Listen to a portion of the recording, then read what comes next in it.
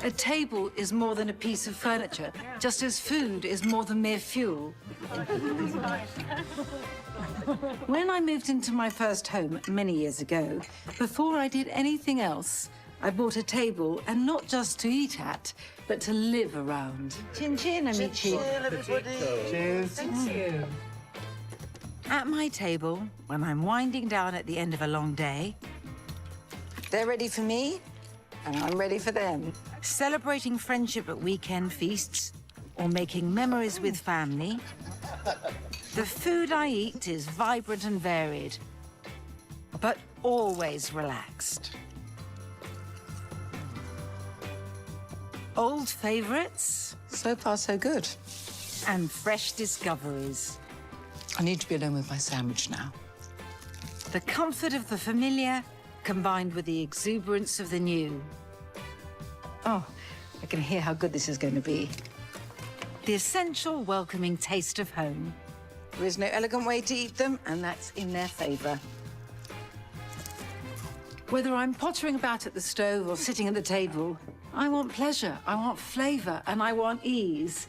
Life can be complicated. Cooking doesn't have to be.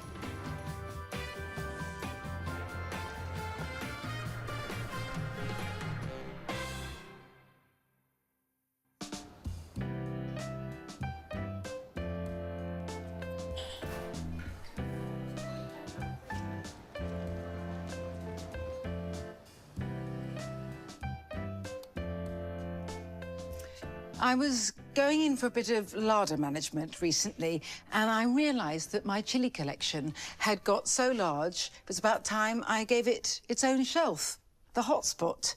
I mean, I've got sauces, I've got pastes, I've got flakes, I mean, from all over. I mean, where do I start? Mexico, why not? Oh, I love this. It's a mixture of chili, lime and salt. It's absolutely wonderful, sprinkled over melon and rather lovely on avocado, too. Now, I think turkey next. This is Urfa biber. It's almost black. It's so rich and raisiny, and its smoky taste makes it wonderful with garlicky roast aubergine. Now, this is what I want now, still in Turkey. Aleppo pepper, pul biber in Turkey, or Aleppo pepper. I love its distinct lemoniness, and I need it right now for my Turkish eggs. You can keep your eggs Benedict. My first dreamy mouthful of these Turkish eggs, and I was utterly sold. The thing is, I think you have to taste it to understand it. That's to say, a poached egg on garlicky yoghurt with a chili butter sauce on top. But it is not only a revelation, but a complete sensation. That's Greek yoghurt there. I need a clove of garlic that's minced in.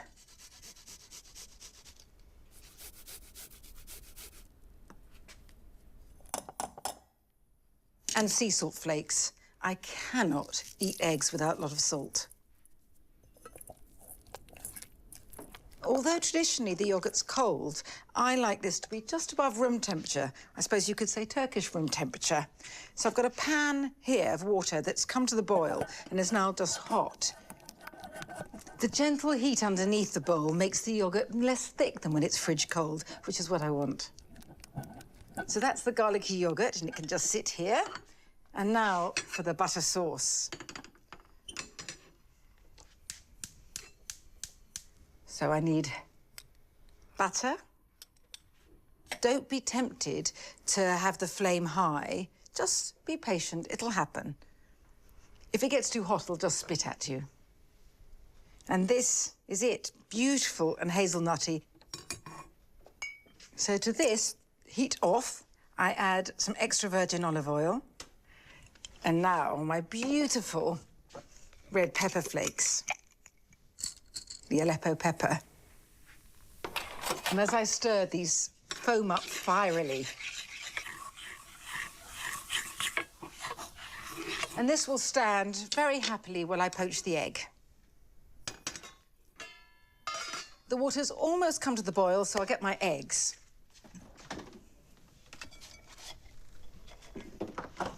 I always keep eggs out, except when I'm poaching them.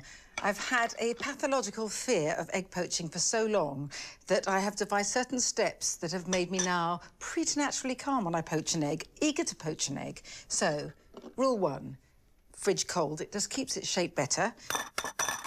Rule 2, crack the egg into a tea strainer and let the watery bit of white drip off underneath. It's this watery bit of white that, when you poach it, would turn into stringy fluff. I sometimes miss this stage out. I mean, if it's just a poached egg on toast for me in the morning, but Turkish eggs deserve the very best.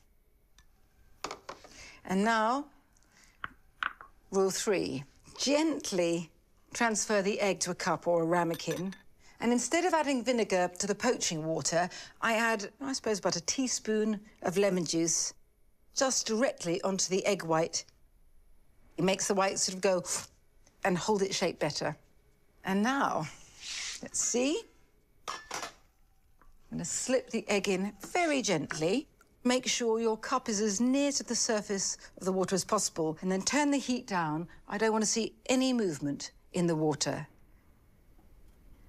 I cannot eat Turkish eggs without a hunk of toast to dip in, so toast on, and I want some dill sprinkled over. So peaceful when the water's that low.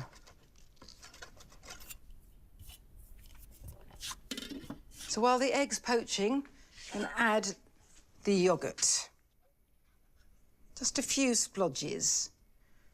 Don't need too much.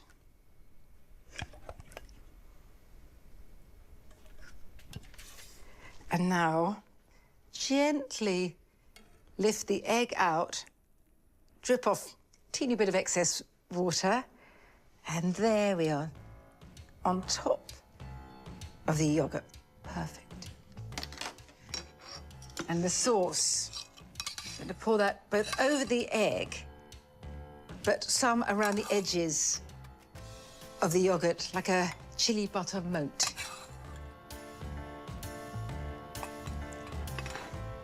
The dill.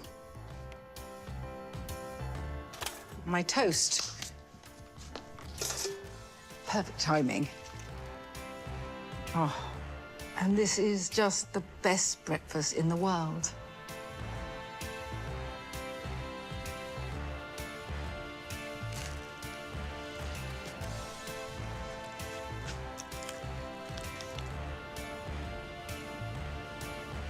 Morning, noon or night, I am always ready to eat.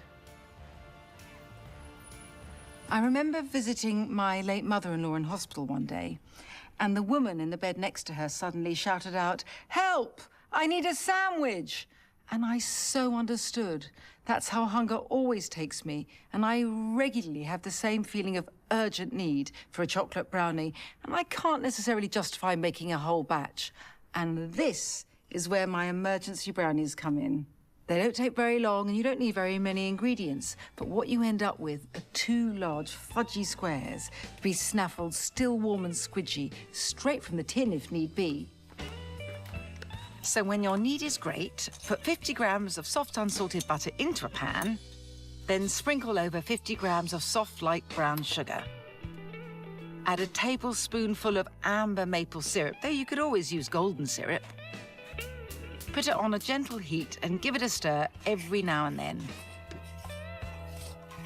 When it's all melted, take the pan off the heat, add 3 tablespoons of cocoa to 3 tablespoons of plain flour already in a bowl, along with 1/4 teaspoon of sea salt flakes.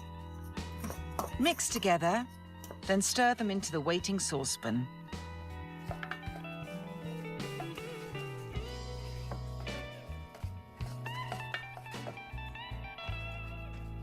Crack an egg into a bowl, add a teaspoon of vanilla extract, then lightly whisk together.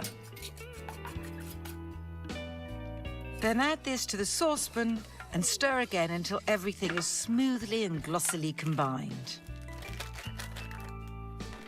Tip in 50 grams of chocolate chips and the same weight of walnut pieces and give everything a final stir.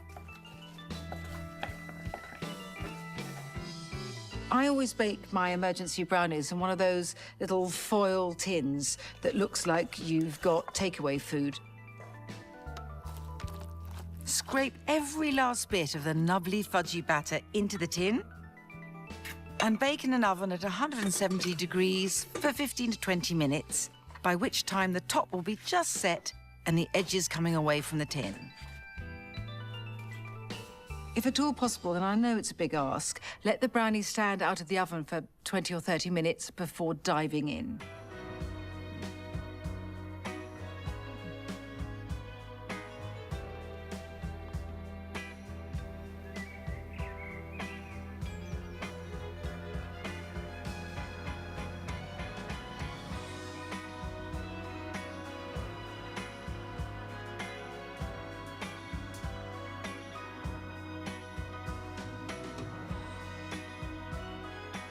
I'm after some flowers to decorate my table, and I find myself, naturally enough, drawn to the Nigella flowers, more familiarly known as Love in the Mist, and I think I'll put in just a few green bell along with them. I don't need very many, because what I'm going to do is cut them all down and put them in some teeny vintage milk bottles I've got and dot them prettily around the table.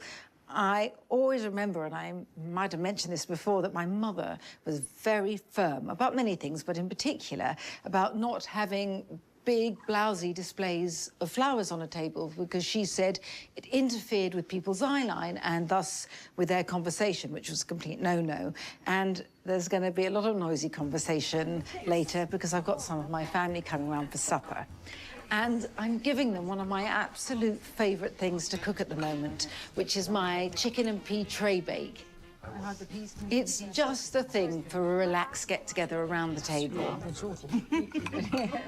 Oh, and afterwards, well, after, there is the aptly named Queen of Puddings. Wow, that looks amazing.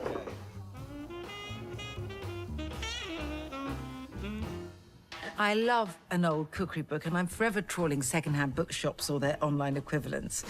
This one is a particular joy.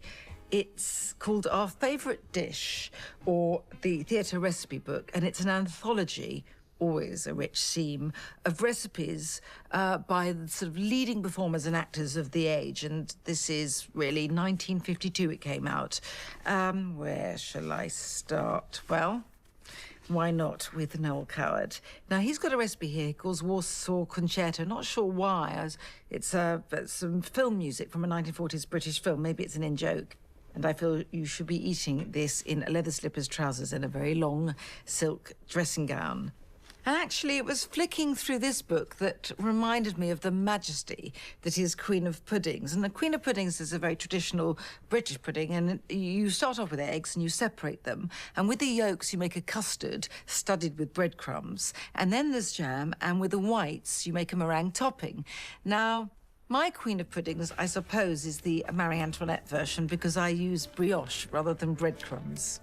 Into a buttered oven-proof dish, add crumbs made from 150 grams of brioche. Then pour 500 ml of full-fat milk into a saucepan. Add 50 grams of soft unsalted butter, a teaspoon of vanilla, 25 grams of caster sugar, and a pinch of salt. Then I add the finely grated zest of a lemon. This needs to be warmed through just until the butter has melted. Then take the mixture off the heat and add it to a bowl containing 4 egg yolks and whisk together. When everything is fragrantly combined, pour over the crumbs in their dish and leave for 10 minutes before baking in an oven at 170 degrees for 20 minutes.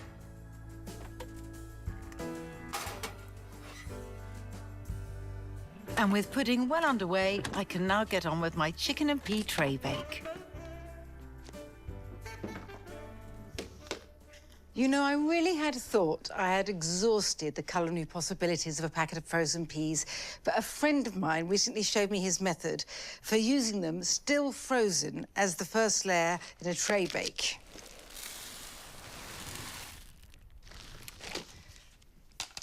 Takes a leap of faith, but go with it. With the peas, I want the gentle allium savouriness of leeks. Sliced. This is so relaxing, easy to make, cosy to eat. You know, I am totally unembarrassed about using frozen peas whenever I can, and I'm very, very proud of the fact that Nigel Slater has crowned me the queen of the frozen pea. Come back. So the leeks can join the petit pois.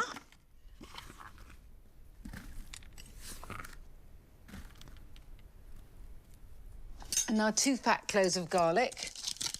So everything goes straight into the pan.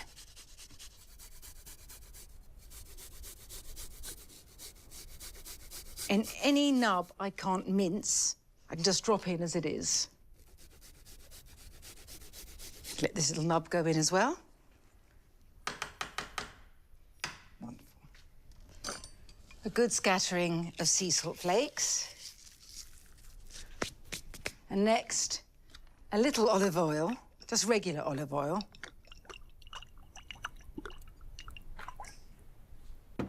And a splosh of dry white vermouth.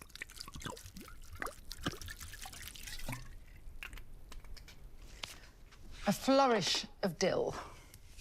I need some to scatter on later, but this will just be torn up over the peas. And help stop me getting frostbite as I mix everything together. Some gloves.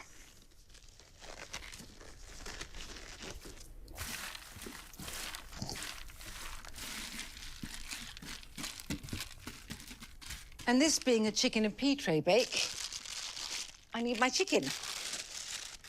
Thighs for me.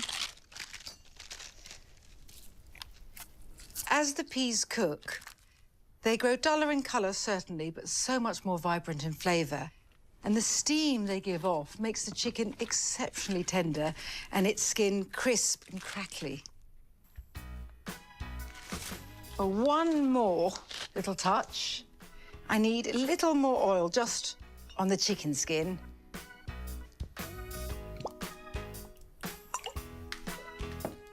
And ditto with the sea salt. Once they come out of the oven, I'm going to scatter them with the dill I've got left. Oh, and alongside, I've got these rather fabulous black-skinned purple flesh vitellotte potatoes. I'll steam these later, but for now, this needs to go in the oven. It'll be done in about an hour and a quarter, and while it cooks, I'll potter about and get the table ready for my sister and family. I do love a cluttered table. The more bits and pieces there are dotted about the place, the happier I am. And I know I haven't left a lot of room for the food, but that doesn't matter. I'll squeeze it in. And it doesn't matter either that we're all shoved up against one another, because really, the whole point of this is being together. Once my tray bake is hot out of the oven, I strew it abundantly with dill. My little chicks. Oh, lovely. So pretty. Jimbo. Oh, yes. That's really hot. 2?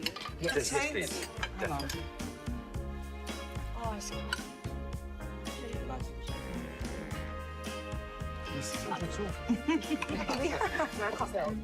Yeah.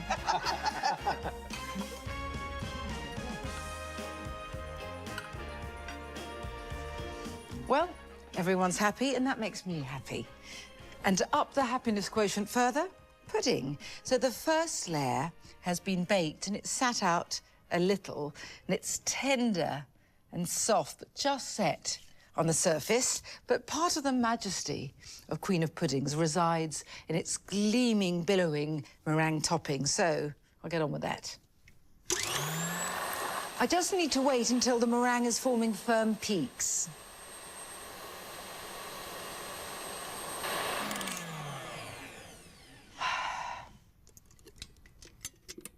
Perfect. So I'm going to add the sugar now. I've got 100 grams here for these 4 egg whites, and full speed ahead.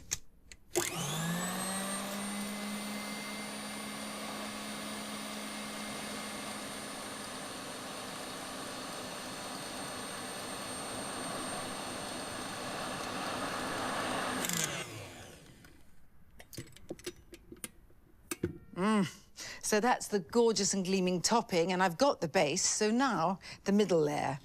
Not very arduous. I have some jam, plum jam I want. And I'm going to add some lemon juice, partly to make it a little more pourable and spreadable, but also because I need a little more acerbity.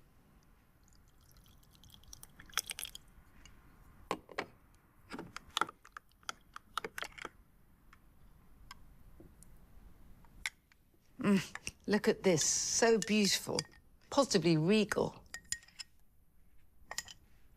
I want to spread it just lightly and gently on top. So that's all done, and now to dollop the meringue on top. And gentle dolloping, because I don't want to streak the jam through it. There we are. It's important to make sure the meringue topping goes to the edges. Just seals it. Now smooth the top gently. I don't want to pull the jam up. And then the bit I really enjoy, which is roughing it up a bit. So it has glorious swelly peaks.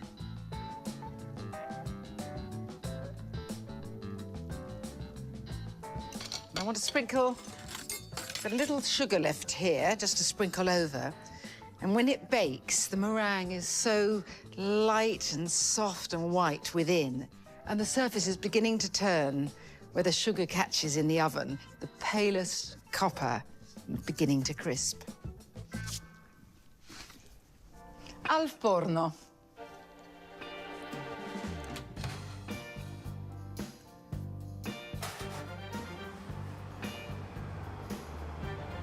Here we are. Pudding. Queen of pudding. Wow, that looks amazing. Right, who's first? You? Yes, please. Of course it. Heaven. Some wines. Thank you. Yeah, amazing. Look at that.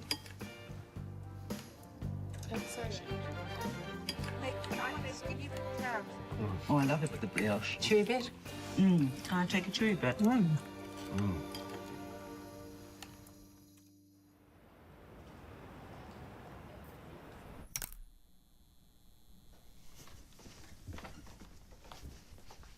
I think everyone's got a cupboard a bit like this under the stairs. I'll clear it up later, but anyway, maybe not this bad. I mean, it started off life as my baking cupboard, so various tins that I use on special occasions, and I don't want to clutter up my kitchen. And then it became a repository of items that I bought for some special occasion I dreamt would happen and never have. For example, an electric crepe maker in pristine condition, look, ready to swirl, and then folding my crepes, and I bought it when my children were really quite teeny. And now they're in their 20s, yet to be used, but I live in hope. And right now, oh yes. Right now, I need this. I will be clearing it up.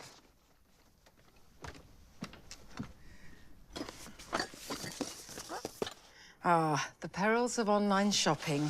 Now, obviously, in the middle of the night, I felt the need to order a guacamole dish. You might well ask why, and I seriously wouldn't be able to answer you. Anyway, for some reason, it lingers on.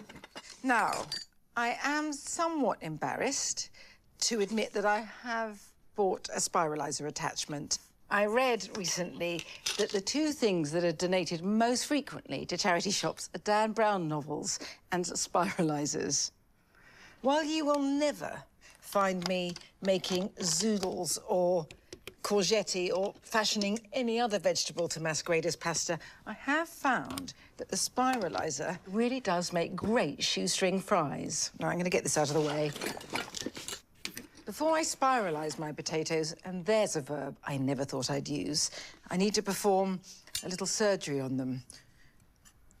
This needs a flat bottom, unattractive in a person, very necessary for this procedure.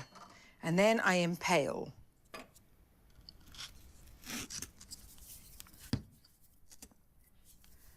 This is going to be a challenge to my dexterity. Here goes. This goes in here. And fasten it on properly. This does look rather like a crossbow, rather alarmingly so. Blade in, if I can.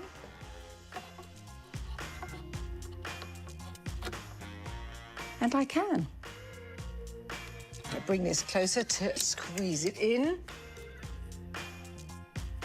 And I'm locked, I'm loaded, and it's full speed ahead.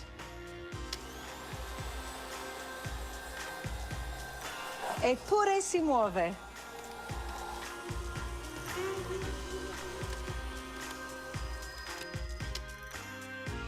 I'm going to spud up again.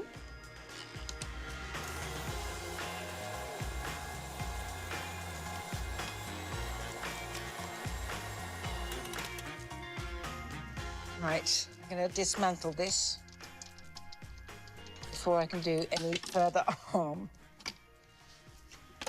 I need to separate the curls slightly, and they need to be patted dry with a clean tea towel. I don't want any liquid before I deep fry them. Right, I think these are dry enough. They'll just splutter if they go in wet to the oil, and we don't want that. I've got hot oil here.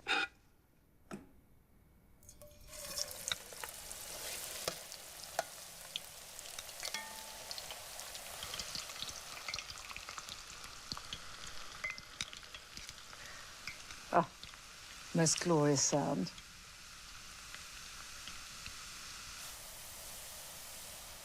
These won't take long to cook, so I've got my plate ready. And I've covered it with a bit of kitchen towel so I can dab these down for ultra crispness.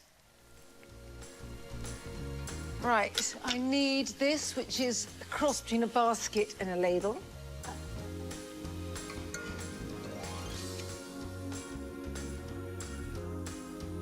Ah, beautiful golden tangle.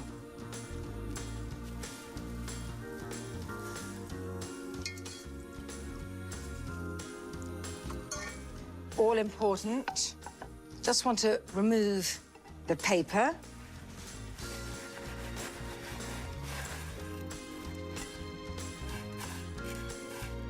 And sprinkle overexcitedly with sea salt. I'm going to crunch my way through these very happily. There is no elegant way to eat them, and that's in their favour.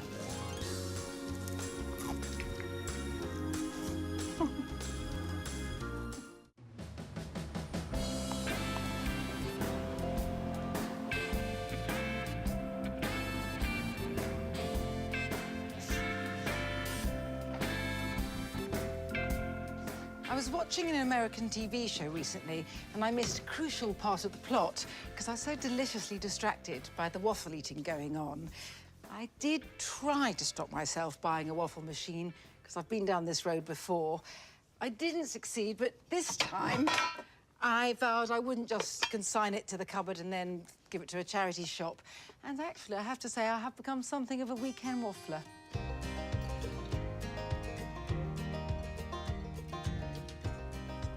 To make my waffle batter, I start off with 3 eggs. Whites here and yolks in here.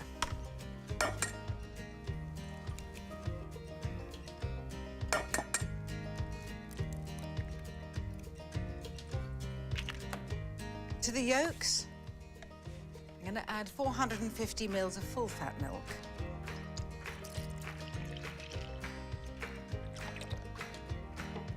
A splosh vanilla.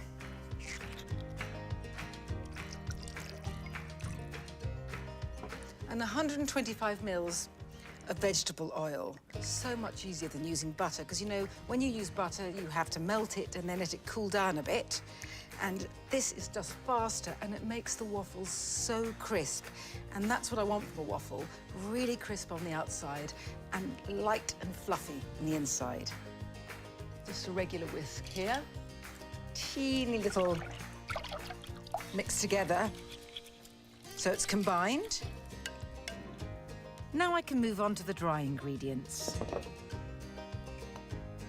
I start with 225 grams of plain flour, followed by 3 tablespoons, that's 45 grams, of caster sugar.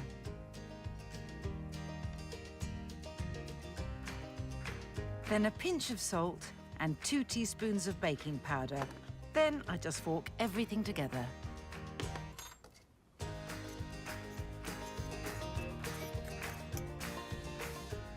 And now it's just a case of pouring the wet ingredients into the dry. This flat whisk could make sure there aren't lumps. Don't want to beat too fast or to splash myself. And anyway, going slowly, it's rather peaceful in the morning. But now I'm going to rupture the calm by whisking the egg whites. I want them to get to firm peaks. It's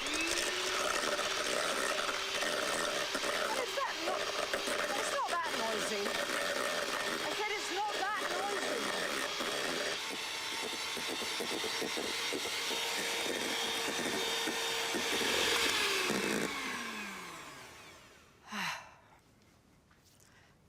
Time for some gentle folding.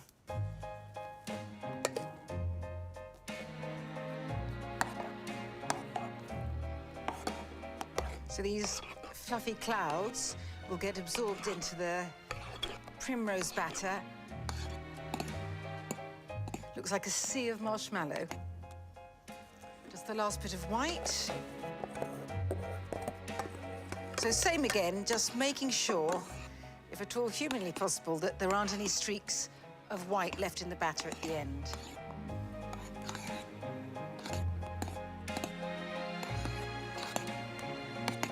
Perfect. This is just what I want from a waffle batter. Thick, smooth and airy, and it's those bubbles that make these waffles so celestially light. Right, I'm going to move along the bus and heat my waffle irons. Just a couple of minutes. I know there's a lot of batter, but I've always found there are a lot of takers for these. And actually what I like to do as well is make all the waffles up and then freeze them and reheat them in the oven from frozen whenever I feel the need. And I can tell you there is often a need. An American cup measure is my tool of choice here, and one to be dribbled over this iron. And then speedily, I'm gonna see if I can manage this. More dexterous than I thought. That just needs a minute. I'm gonna go and get my plate.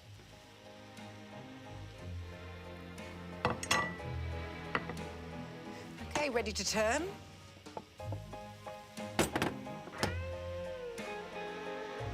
And I actually almost forgot my blueberries. That would not be a good thing. And now for the moment of truth. Beautiful. All in its golden glory. I'm gonna ease this out first.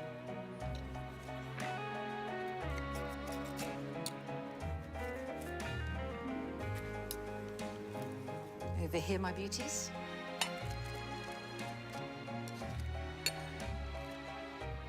Tumble in a few blueberries. And so important, because it's got those pockets waiting for it, the syrup.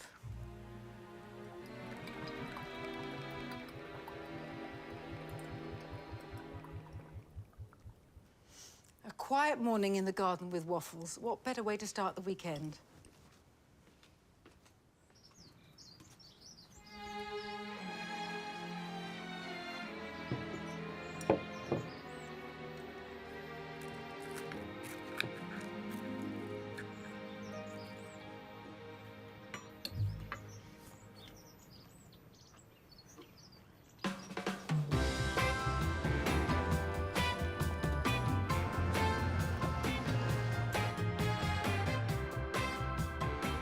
When I have friends round my table, what I really relish is laid-back informality. Now, that doesn't mean I want things thrown together any old how. Obviously, I want everything to taste good, but I really want it all to look unfussily beautiful. Tonight, that means my pomegranate-scattered beef and aubergine fate and an aromatic bulgur wheat salad. And pudding. Well, pudding's a bit of a lazy showstopper. My passion fruit and meringue ice cream cake is, let me tell you, a dream to eat and a doddle to make. Unsurprisingly, the ice cream cake has to be made ahead of time, and that makes things very much easier on the night, too. First off, I scoop the pulp, seeds and all, out of 4 passion fruit. Then I whisk 300 ml of double cream until thickened but not stiff. When I'm happy with the consistency of the whipped cream, I add the fragrant passion fruit. Now I pour in 4 teaspoons of orange liqueur, which seems to bring out the flavour of the passion fruit so well. Then I very enjoyably crumble in 8 shop-bought meringue nests. I want a mixture of small pieces and sugary dust.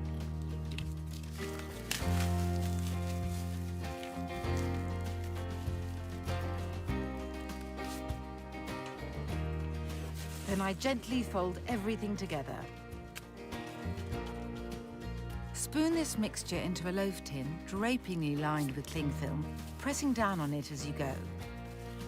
Then wrap the tin well before putting it in the freezer overnight. And that's all there is to it.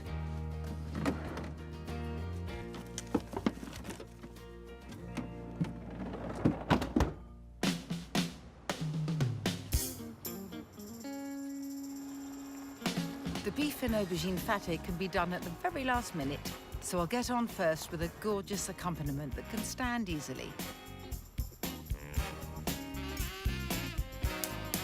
I start my nutty and spiced bulgur wheat by warming some olive oil in a heavy pan. Into that goes a mixture of coriander and cumin seeds.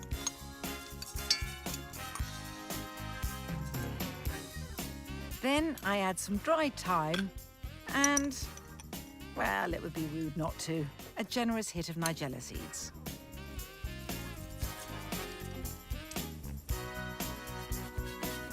I finally grate in the zest of a lemon, and then I give everything a stir, the warm oil bringing out the fragrance.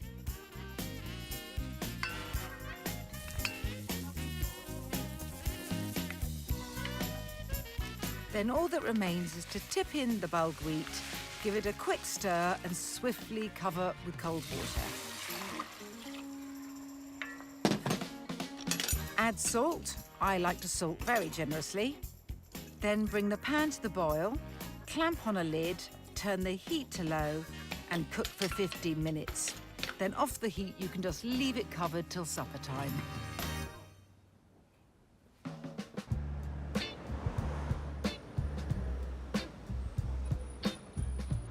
My Middle Eastern-inspired main course starts with pitta toasted simply in the oven.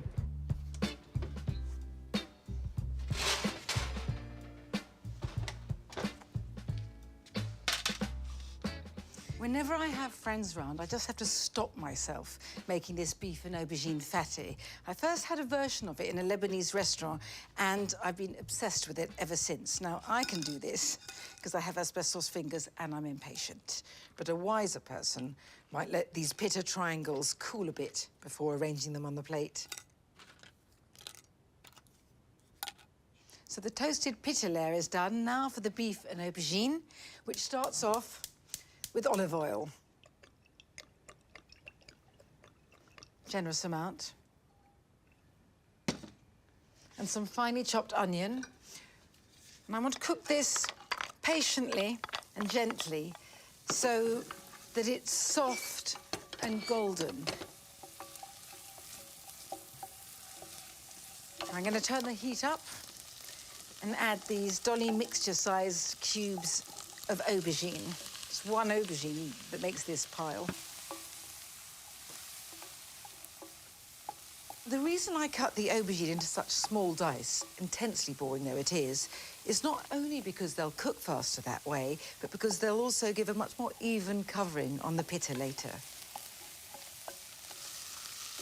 So now the aubergine confetti has softened and fused almost with the onion. Some spicing is in order, cumin and coriander. I'm using ground cumin and ground coriander here, which gives them much more pungency.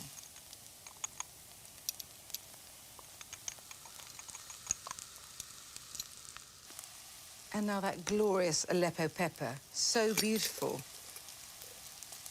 Looks like flakes of terracotta.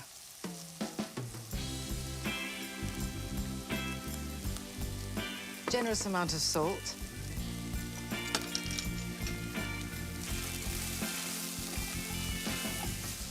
Aubergine is quite extraordinary at just drinking up flavour.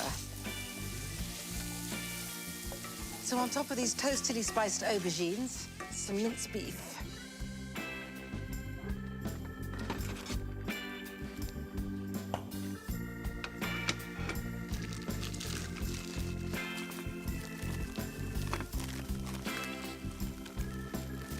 Need the heat up a bit for the beef because I want it to brown fast. Now, this isn't a sauce. I'm not going to add any liquid because what I want to do is to be able to add it in warm spice crumbles to the toasted pita bread. This isn't going to take very long to cook, but while it does, I'm going to have a casual tidy up.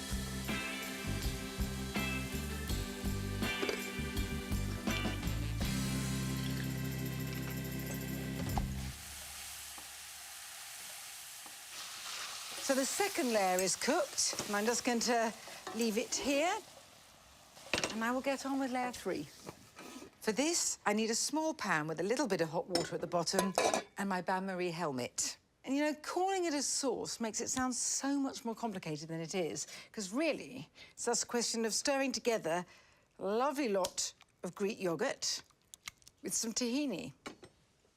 Now, the tahini, you've got to have at room temperature before you use it. Otherwise, you'll just break a spoon trying to get it out. Quite a bit of this soft sesame paste. And a lot of lemon. A real citrus burst here. There's one decent-sized lemon. And quite a bit of salt.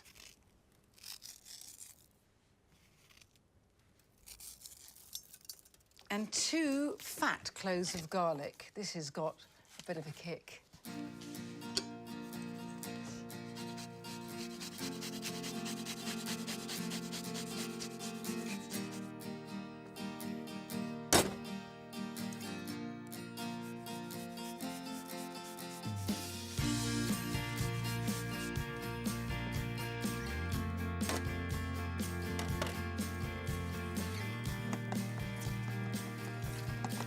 I'm going to turn the heat off now because the steam from the water underneath, as it is, will be enough to warm this mixture, which I want just above room temperature.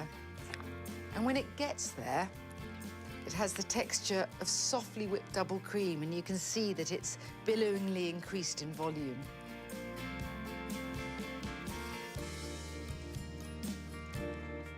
Perfect, it needs nothing else. So, now for the grand assembly. So first we mound it on the warm, spiced crumbles of beef and aubergine. And now I'm going to drape it with this creamy tahini sauce. I quite like a bit of the beef peeking out underneath, though. I want to sprinkle a bit of that Aleppo pepper I used earlier on top.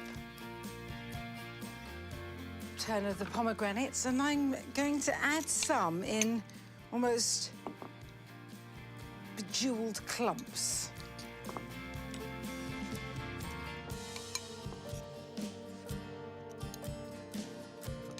And now the toasted pine nuts. And there are a lot of pine nuts and there are a lot of pomegranate seeds because they're not just decoration, beautiful though they are. It's all about adding texture as well. And finally, some finely shredded fresh mint. You know, I think of this as a refined Middle Eastern version of nachos, which I'm now going to bear proudly aloft.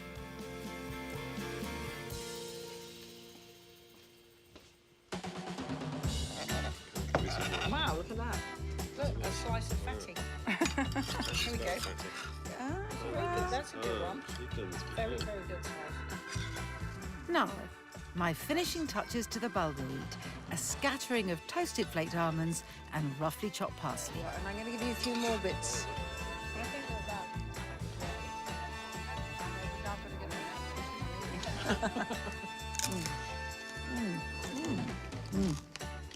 Very nice. Oh, yeah. Pomegranate seed. I'll leave everyone happy at the table while I busy myself stowside for a moment. My passion fruit ice cream cake has a partner in crime, and that just happens to be a rather fabulous coconut caramel sauce. And for that, I need 50 grams of soft unsalted butter, and then 50 grams of caster sugar.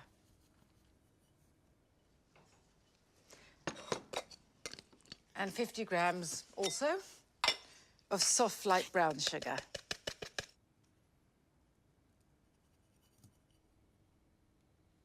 And finally, about the same weight of golden syrup. Come on, baby.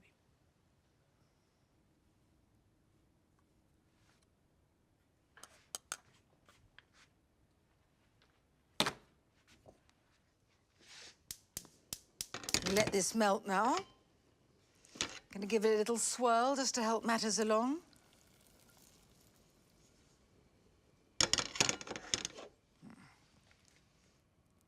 Just gonna give it a little stir to make sure there are no lumps. And if I can leave it alone for a moment, I'm gonna let it come to a simmer. It is bubbling away here like honeycomb.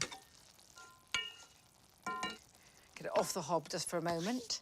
And into this cauldron of bubbling caramel, I'm going to add 250 millilitres of coconut cream.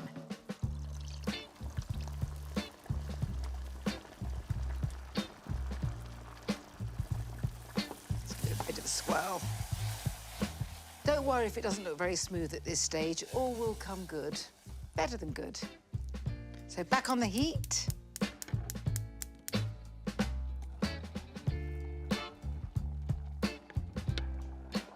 Now it's come to a bubble, and as you can see, it sort of spurts and pops like one of those dancing fountains that children just love running through and getting drenched. Once this is done, I will pour it into a jug, and then it can cool.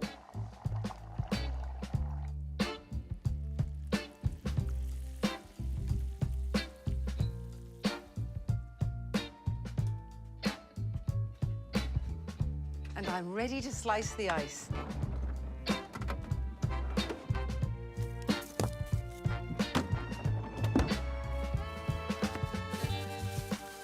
So you can see why I added this overhang. I can just lift the ice cream cake out. I normally don't go in for individual plating, but this ice cream is so dreamy and soft, and I don't want it to start melting. So I treat it as a bit of a cut and come again number. There we are.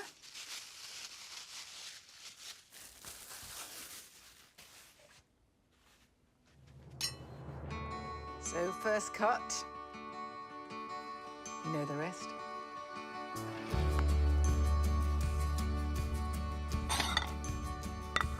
It has almost an Italian semi-freddo texture. And the rest I can wrap up and stash in the freezer for greedy people. And I'm going to drizzle on the coconut caramel now, just a little bit, because there'll be plenty more on the table for people to help themselves.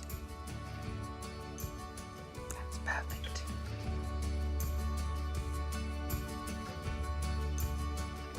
I don't think it matters whether it goes on thinly or thickly. Covering myself because obviously uniformity is not one of my strengths.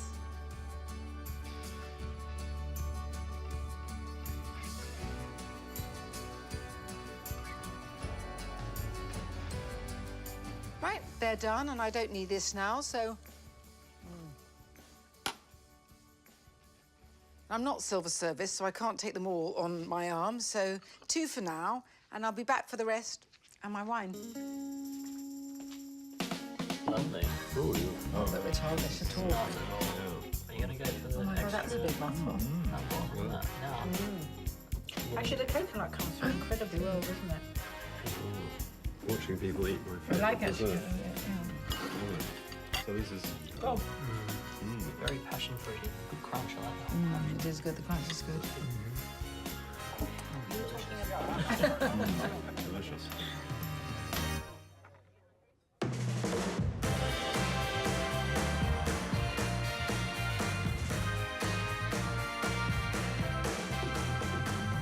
I am cursed with being a very bad sleeper, and I have to say I do an awful lot of moaning about it.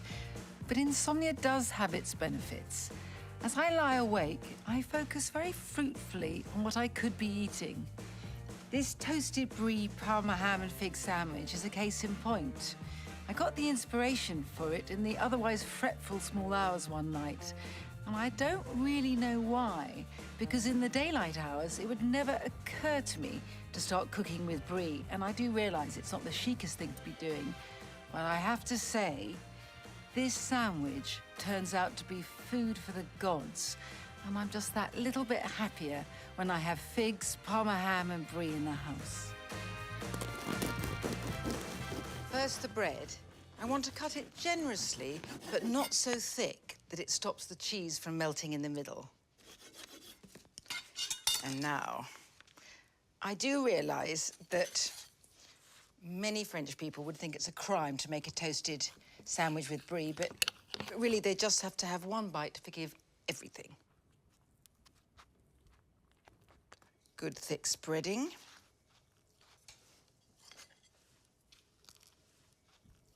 I know it's not done to take the nose off the cheese, but it's gone now. Ready for my layering up. Bit of pepper, bit of white pepper, I feel. A plumptious black fig. I'm gonna take end off.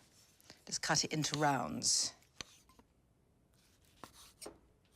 And that goes on one piece of brie spread bread.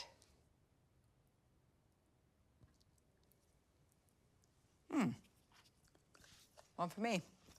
Another one for me. It's all for me, frankly. And some Parma ham. It's quite Italianate, the pig and ham, of course. I suppose the brie is the imposter, but it works so well. And that's all that matters. Pink as a kitten's tongue. Now, I know I said it was a toasted sandwich, but in fact, I'm frying it in butter. Just a bit of butter. And a smaller bit of oil to stop the butter from burning. So while that's melting, I'm going to squidge my sandwich together. Very enjoyable. The pan's ready, my sandwich is ready, I am more than ready. So I'm going to lower it gently into the pan. And I have a special implement for this that I bought in America a few years back. I can press down. The idea is that the bread is golden and crisp on the outside, and in the middle, the cheese is warm and oozy, the ham tender, and the fig juicy. I'm gonna help this turn. Just do the same on the other side, but I need a teeny bit more butter. Fair's fair. Got it for the one side. And a pinprick of oil. Now my patting is slightly impatient. So that's cooked perfectly. So out it comes. Back on the board. I'm going to cut it in half, so...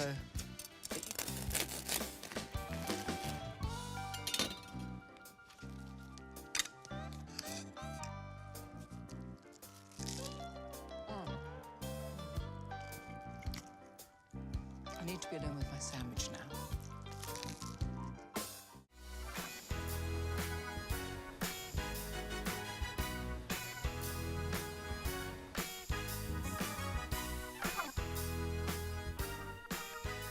This may not look like a carrot cake, but it is a carrot cake. It's my carrot cake, and it's very different from the richly sweet and loftily layered American original. In fact, nubbly with crystallized ginger and walnuts and gloriously adorned with them, it does look rather more like a cozy old-fashioned English tea time treat, and I often eat it like that. But even more often, I bring it out at the end of dinner, and it's one of my most successful puddings. I have yet to make it without someone asking for the recipe. My carrot cake is relaxingly simple to make, just a bowl and a wooden spoon number.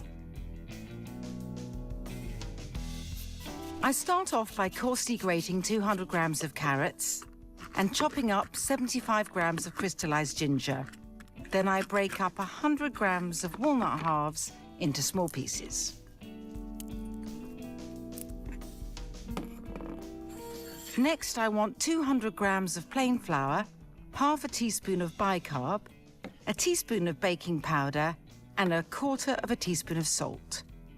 And now for the warm spice.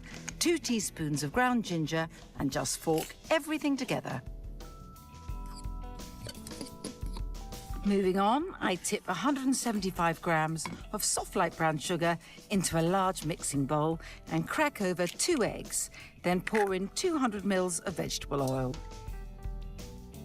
These just need to be mixed together.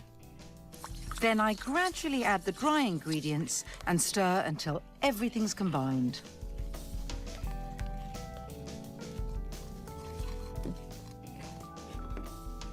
Into the bowl go my grated carrots, and I stir these in before adding the walnut pieces and then the golden chopped crystallized ginger.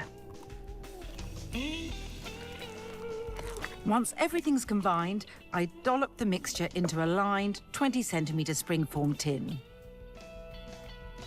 I give it a good wrap on the counter to help level the batter. I bake it in the oven at 170 degrees for about 45 minutes. Then I leave it to cool before I start on the icing. Just as with the traditional carrot cake, I'm making a cream cheese icing.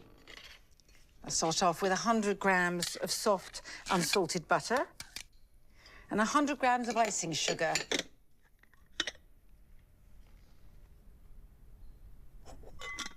I'm going to beat these together.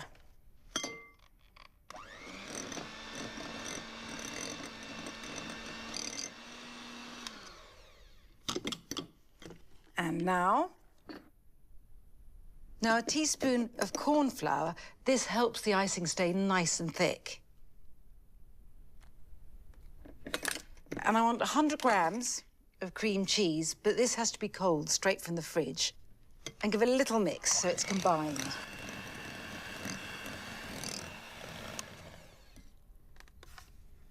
And this is no ordinary cream cheese icing because I want everything shot through with ginger.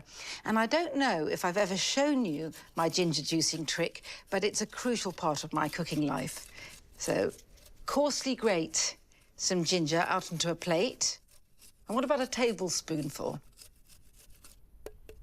And now, not pretty, but effective, a piece of kitchen paper. Moving swiftly, I don't want to get the paper soggy straight away. I draw up each corner, so I've got like a little swag bag and just press on, and you can see that juice coming out. I should get about a teaspoon of juice from a tablespoonful of coarsely grated ginger, and it is so intense. I do this all the time on soups and stews and curries and cakes. Right, let's give it a little stir together. And all that's left for me to do is swirl this on top of the cake. The thing about this cake, as I said, it's not a traditional carrot cake. It almost looks like a blonde fruit cake here, all rather lovely, lumpy and bumpy. And there's only one layer of icing, which I think is perfect. A generous layer.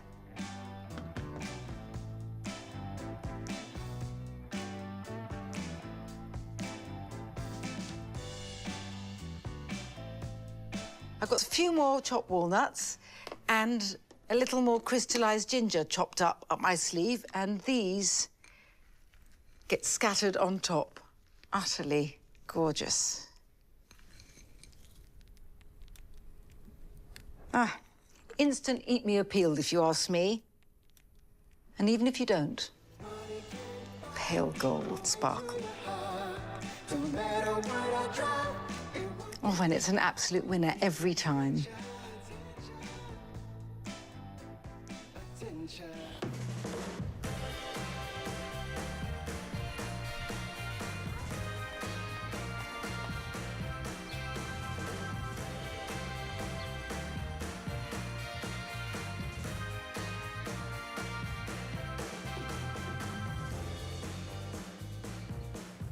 I absolutely loathe clothes shopping, but I can spend hours in places like this looking for things to make my table beautiful. It's something of a weakness of mine. But anyway, my table's going to look lovely enough because I've got friends coming for supper and I'm giving them my Verde Glorious herb leg of lamb. And alongside, there's garlicky roast potatoes with feta and oregano. Oh, and pudding. Pudding is my new go-to, a very special chocolate mousse. It's very light. Very nice.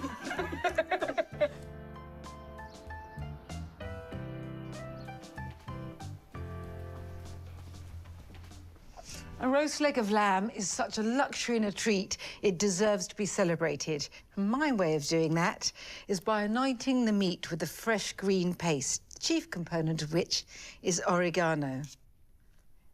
It's very hard to describe exactly what oregano tastes like. It's certainly got a bitterness, but also such sweet warmth. I want a whole bunch of oregano here, a small bunch, but a whole bunch. And now, a time-honoured partnership, lamb and rosemary. I need less of the rosemary because it is very pungent and resiny. And you could eat lamb without garlic, but it would seem to me to be an unnecessary deprivation. Got 4 fat cloves here.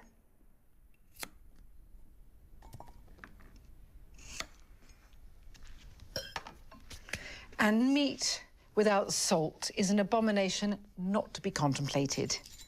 Let's go for 2. I need oil, regular olive oil, to help turn this into a paste and moisturize the meat. And finally, from the Department of Zing and Uplift, an orange and a lemon. Zest of both.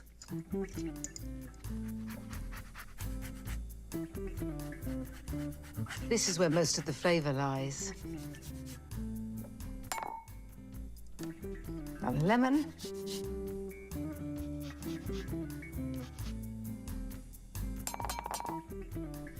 And I want some juice, not too much, but about 2 tablespoonfuls of each. And I'm ready to blitz.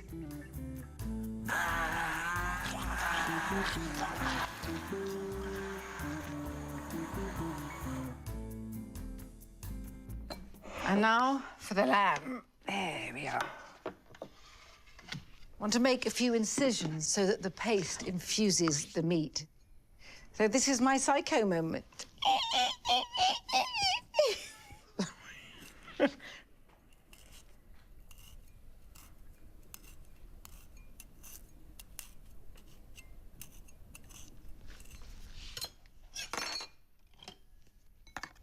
It's a very runny paste. So we're just going to spoon green paste over the pink meat.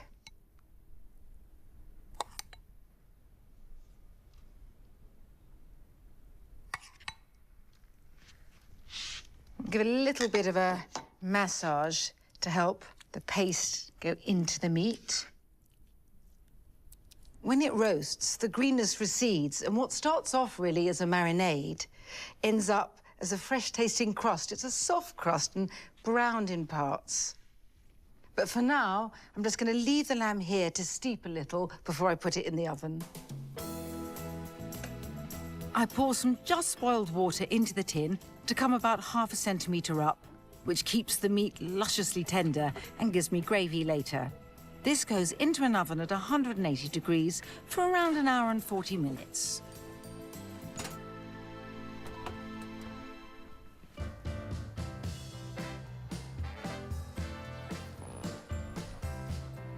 Wherever I go, I pick up ideas for what I want to eat.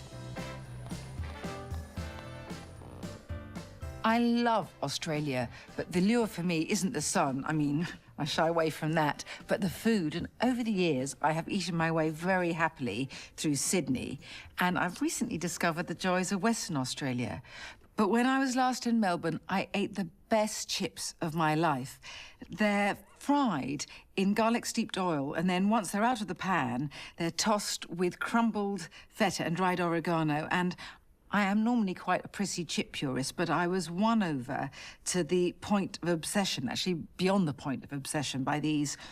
I haven't tried to emulate them, but instead, inspired by them, I've created my own homespun version. I chunk up a tray full of potatoes, I don't bother peeling them, and pour over a good few glugs of olive oil. Then in goes a heady amount of grated garlic and lots of dried oregano. Then I smoosh them about to mix. I love doing this by hand. I roast these in a 220-degree oven until they're crisp and golden. No deep frying involved, deep happiness achieved.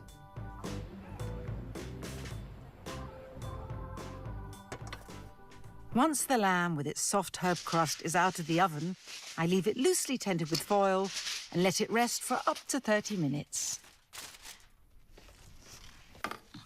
Everything else is ready. I'm just going to finish off my Greco-Australian potatoes.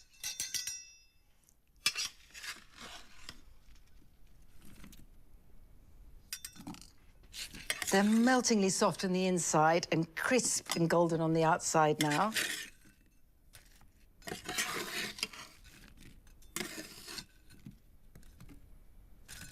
Can never have too many potatoes. So just like the chips I had in Melbourne, these potatoes are going to be sprinkled with feta. There is just something about the cool, smooth saltiness of the feta against the hot crispness of the potatoes. Now, I'm going to toss these because I want some of the bits of feta, the smaller bits particularly, to start melting slightly in the warmth.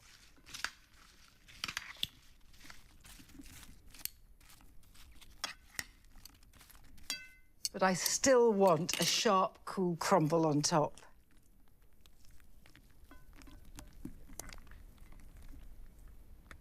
And I know I've already got the dried oregano in these, but I cannot resist a final, fragrant flourish of fresh oregano.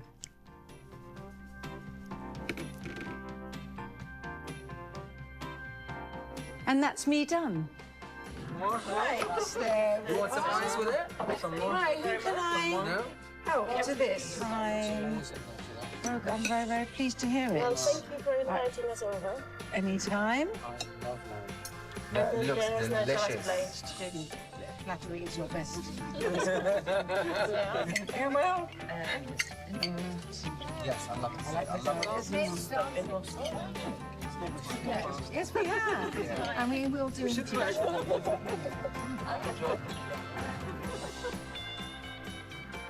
For pudding, I'm making chocolate mousse, but not chocolate mousse as you know it, but an Iberian-inspired chocolate olive oil mousse. I want 4 eggs, separated. So far, so traditional.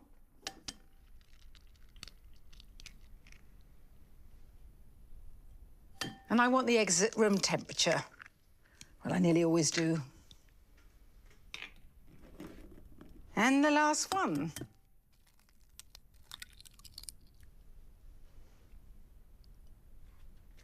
Before I whisk the whites, I'm just going to add a pinch of sea salt flakes.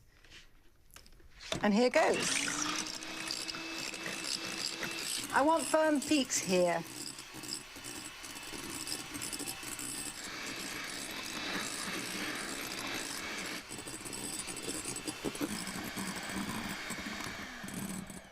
Let's see. Yes, perfect. And before I whisk the yolks, I want some sugar, just 50 grams. It's caster sugar.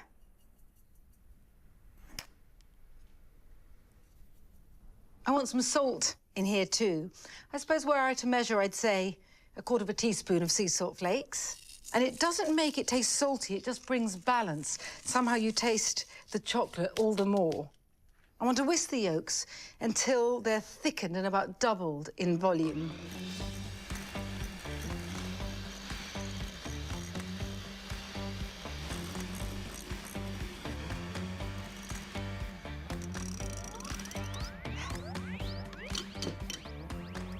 That's the whites done, the yolks done, and now for the chocolate. I've got 150 grams there, melted and slightly cooled.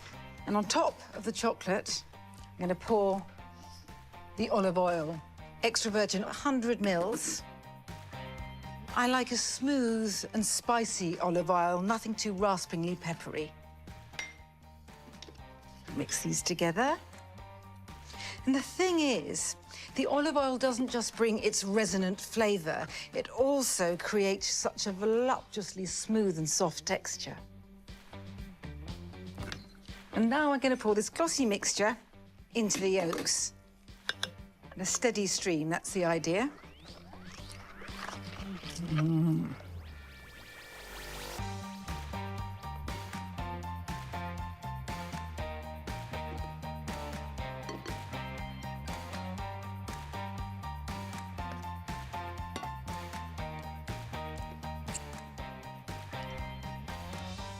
This is really good bitter chocolate, 70%.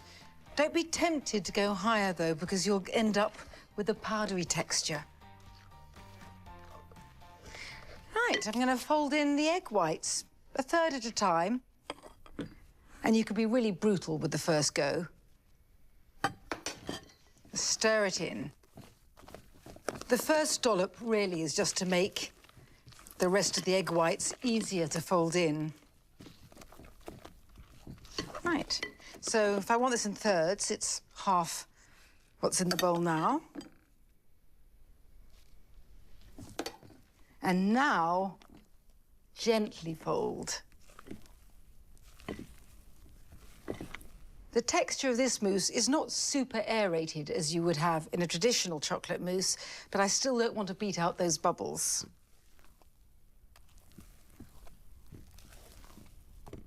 And the last bit.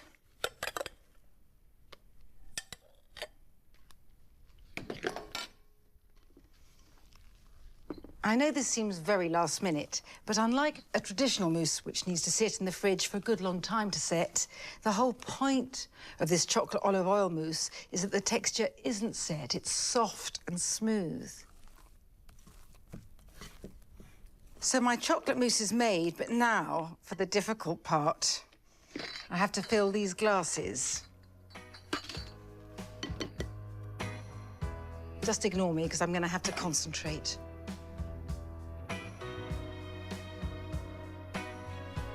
They're pretty small, these glasses. But believe me, and you know you can, you don't need anything bigger. This is fabulously rich.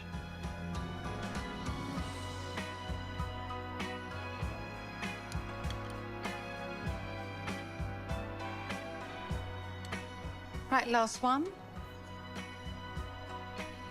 I like a little pause before pudding, which is good, as these need 20 minutes in the fridge before eating. Right. Wow. Right, I'm going to pass this to you. I love chocolate. Yours is a bit like too, of course. It's not too sweet. It's perfect. I'm going to finish this in a minute. Yes, we do. This is just right amount it. Light. It's very light. Yes. Is there any vanilla?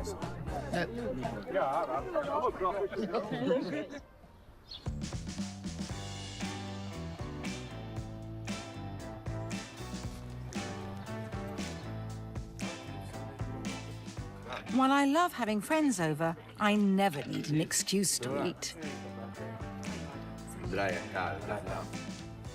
There are two rules in life. One, everything is better between two slices of bread. And two, everything is better when it's deep fried. Now, normally, when I want to eat deep fried food, I like to go out and let someone else get hot and bothered on my behalf. But my coconut shrimp are so easy and so unruffling to make, I am more than happy to cook them every time I need to eat them. And that is very often. And to go with my hot, crisp and juicy shrimp, I make a cool, smooth and golden dipping sauce. It's incredibly simple. To a bowl of coconut milk yogurt, I add sea salt flakes and ground turmeric. Stir everything together, and that's it. The work of a mere moment.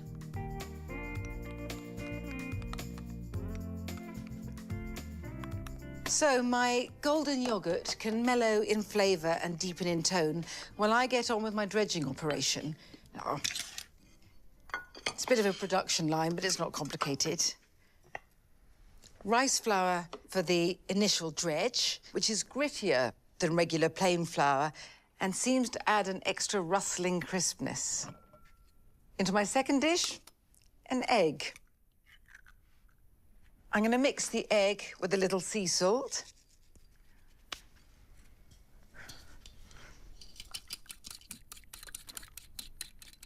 And into my third dish, some desiccated coconut, or as we call it at home, desecrated coconut. And those dry strands make the prawns look like they're wearing a hairy jacket once they've been fried.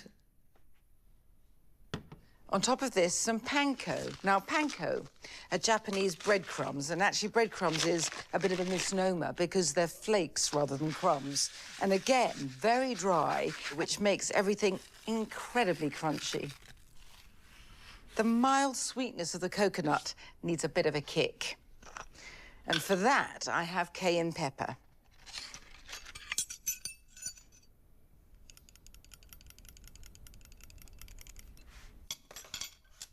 Right, let's mix this with my hands. Before I start dredging and dipping, I'm going to tell you about this new method I'm trying, because normally, when I do this sort of thing, I get what I call goujon fingers, which means I have these balls of rather claggy breadcrumbs at the end of each finger. So I'm going to try and do something I was taught, which is you keep one hand for wet ingredients and one hand for dry. I'm nominating my left hand for wet and my right for dry. So the prawns are wet, so they go in my left hand. These are raw prawns and they're fresh. I don't use frozen because the liquid they give out would make the oil spit too much. The rice flour is dry, so I'm going to use my right hand and first sprinkle a bit on top of the prawns to cover them, and then turn them. OK, so dry hand, I'm going to drop them into the eggs wet.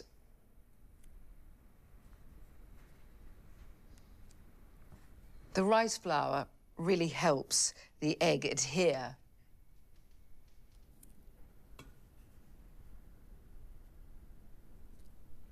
The egg is wet, so I'm going to use my left hand now to turn.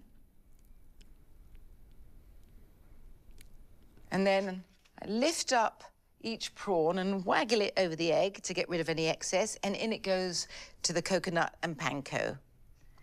There you are.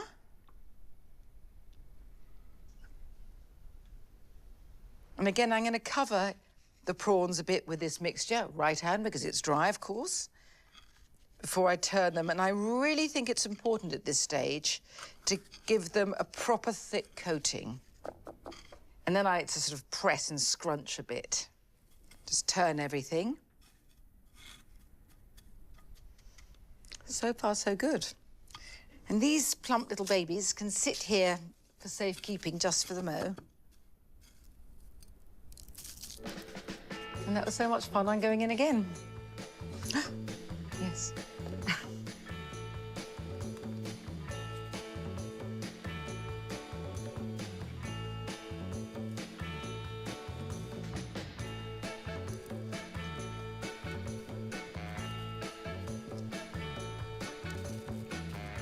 I have got quite a few more prawns to use up, but I'm very eager now to get on to the eating part of the process.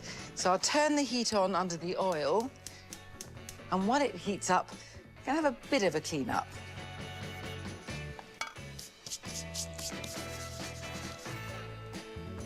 The oil's good and hot now, so these plump little commas are ready to be dropped in. When I say dropped in, go gently. Here we are. Best sound. It's important the oil is properly hot, because this means by the time the outside is good and golden, the insides will be cooked but still succulent and tender.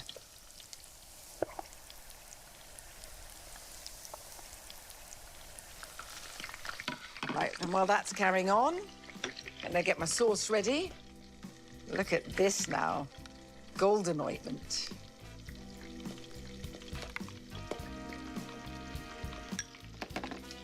My basket, our spider. Let's see how this is all, They're done. They're ready for me, and I'm ready for them. Hot, crisp prawns, cool, smooth dip.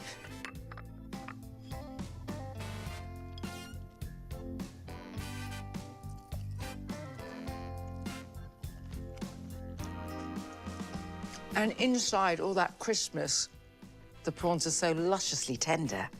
I'm going in again.